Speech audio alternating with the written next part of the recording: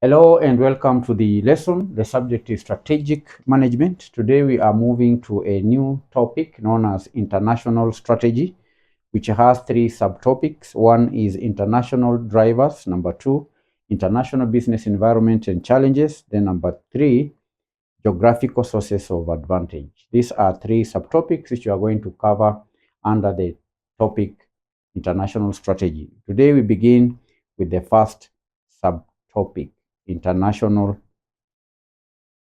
drivers. Now, before we get to understand international drivers, first of all, what is international strategy? International strategy refers to a company's plan for conducting business in multiple countries. If you are running a local business and you desire to conduct your business in other countries, you need a strategy. You need a plan. So an international strategy is a company's plan on how to conduct business in other countries. And it involves making strategic decisions about how to enter those countries and how to compete in foreign markets, taking into account the unique challenges and also the opportunities presented by different cultural, economic, and political environments in those countries. So internalization or international drivers are the underlying forces, right? These are the underlying forces that propel companies to venture beyond their domestic markets and establish a presence in other countries. So we are discussing internationalization drivers. Internationalization drivers, which are just the reasons why a company would venture into other countries. These are the underlying forces. These are the reasons. Why would a company venture beyond their domestic market? So that's what we are referring to as internationalization drivers.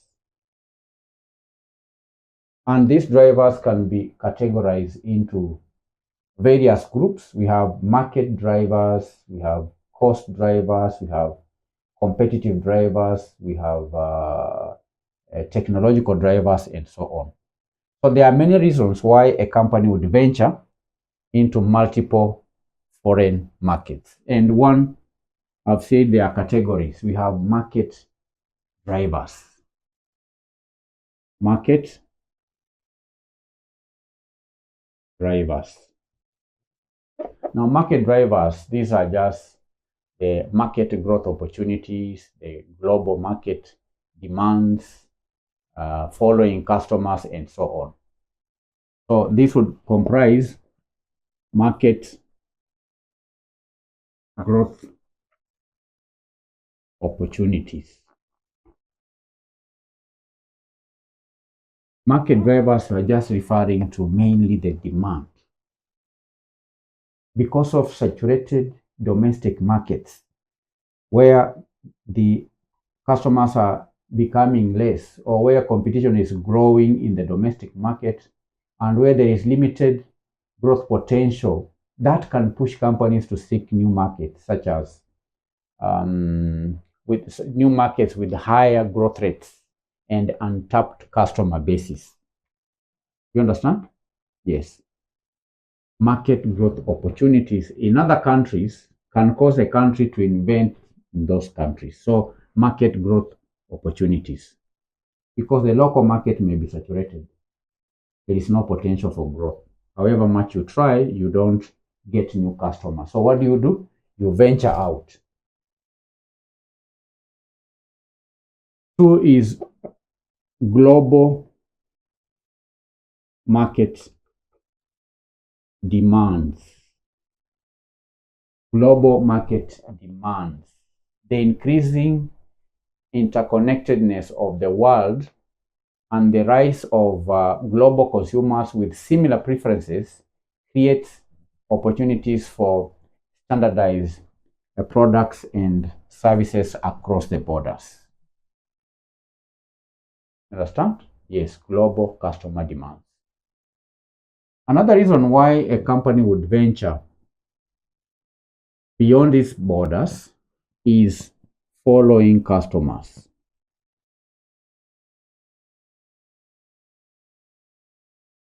Following what? Following customers. Companies may expand internationally in order to serve existing customers who have gone global. Okay? Yes, customers who have gone global. That ensures continued business and strengthening relationships. For example, you may have customers who have moved from the country where you are operating. Say you sell African vegetables, and many Kenyan consumers of those vegetables move to a country like the United Kingdom or the United States of America. Because such vegetables are not grown there, you may start exporting your vegetables in order to serve those customers. So you follow them by sending the products to them or opening up business in those countries. You understand? To serve existing customers who have gone global. You follow them. So that is also a driver for venturing out. We defined internationalization drivers as the underlying forces that propel companies to venture beyond their domestic market. You can venture beyond the domestic market by following customers who move to other countries. So these are three market drivers. Another category of driver is the cost drivers. Cost drivers or forces. And this could be economies of scale, economies of scale, economies of scale, economies of scale. Expanding production and sales volume in international markets can help companies achieve economies of scale and thereby reducing the unit costs and increasing profitability. You understand when you say economies of scale? When you produce in large quantities, that reduces the unit per item or the unit cost. So that could be a reason why a company would want to expand beyond its local market so that the company produces in large numbers. When you produce in large numbers, you reduce, for example, the fixed cost per unit goes down, and that increases your profitability. Economies of scale. Then there is lower production costs. These are cost drivers. These are drivers or reasons related to cost. This happens, lower production costs can happen because of accessing cheaper labor, cheaper raw materials or energy sources in foreign countries that can significantly reduce production costs. A company may decide to venture into an international market or company or country because there is a cheaper labor in such a country. If your company is, say, labor intensive, and the cost of labor in the domestic market is high, you may decide to move to markets where labor is cheaper so that you can reduce the production costs. So that's a cost driver. Number three, government incentives can also cause a company to move to another country. Some governments offer financial incentives like tax breaks or subsidies in order to attract foreign investment, making international expansion more appealing. So these are three cost drivers. Then let's discuss the third category of internalization drivers, which is competitive drivers. Competitive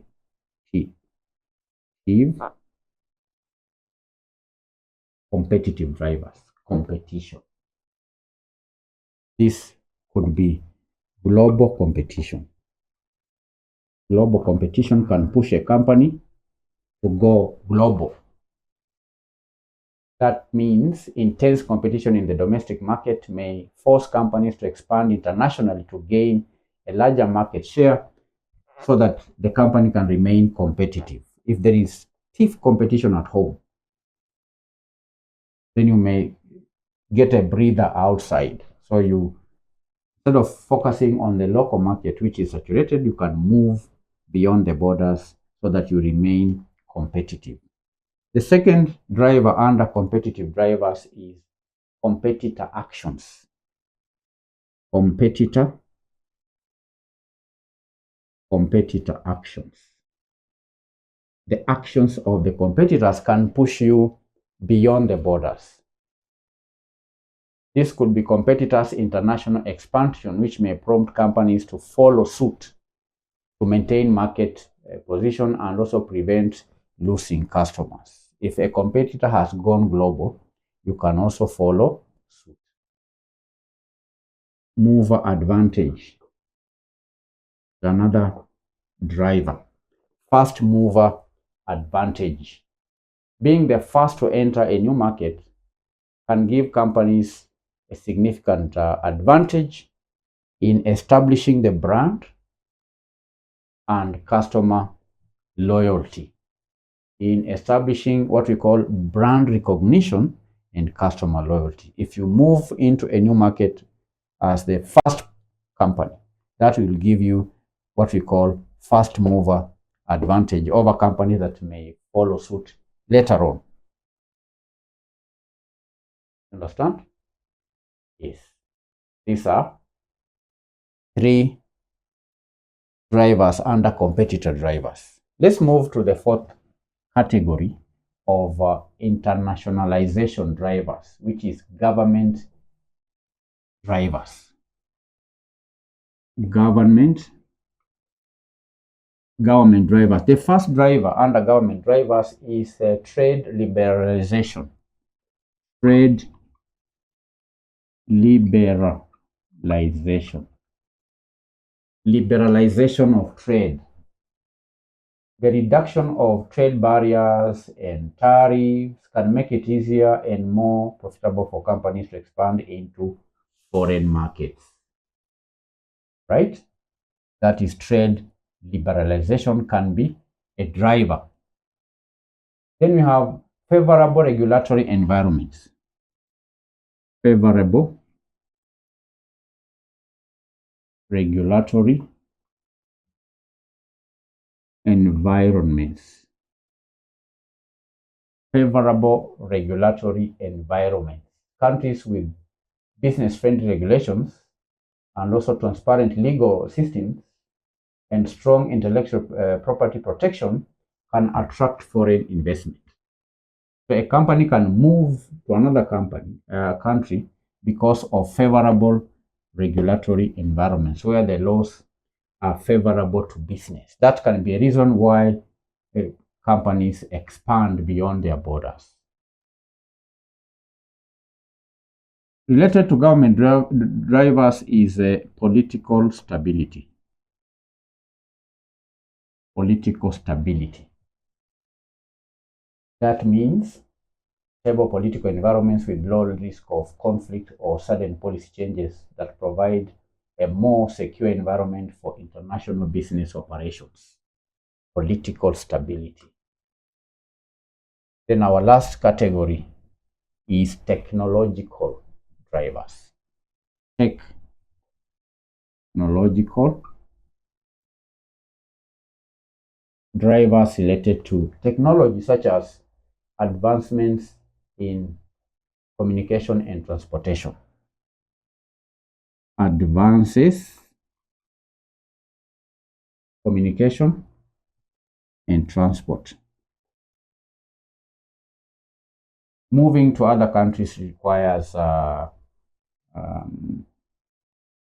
proper transport system, right? It requires advancement in communication because you are moving beyond your territory. So you may require the internet, you may require e-commerce platforms and efficient transportation networks that have made it easier and even more cost-effective to conduct business across the borders. You cannot transport your physical, tangible goods to another country if there is no road network. So advances in road network, in railway network, in all manner of transport, okay, has made it easier for companies to invest in other markets, foreign markets. Advances in communication and transport. Then we have the global supply chain. Global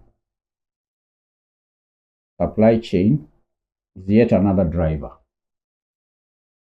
This is the ability to source components and raw materials from different countries and assemble products in the most effective or efficient locations can be a major driver of internationalization.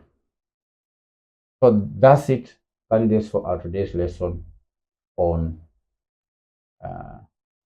internationalization drivers. We've said that international strategy refers to a plan that a company may have to conduct business in foreign markets. You have a plan. That plan, we are calling it international strategy. In this lesson, we have studied the reasons why a company would go international or go global, the reasons, what we are calling the drivers. And one category of the drivers is the market drivers. Then there is number 2, cost drivers.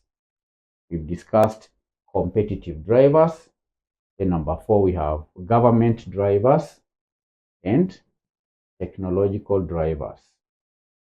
These are 4 categories of internationalization drivers.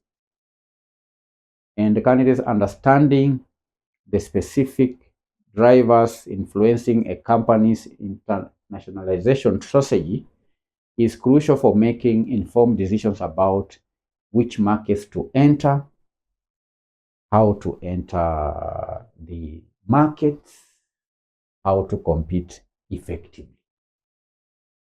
Understanding these drivers will help you answer those questions. And therefore, a well-defined international strategy aligned with the key drivers can lead to increased market share. It can lead to reduced costs. It can enhance competitiveness, and ultimately, that can lead to greater profitability. That's why it's important for you to understand these internationalization strategies or the drivers. Understand?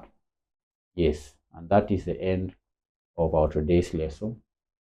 We meet in our next session where we continue to learn more about international strategy. Bye-bye.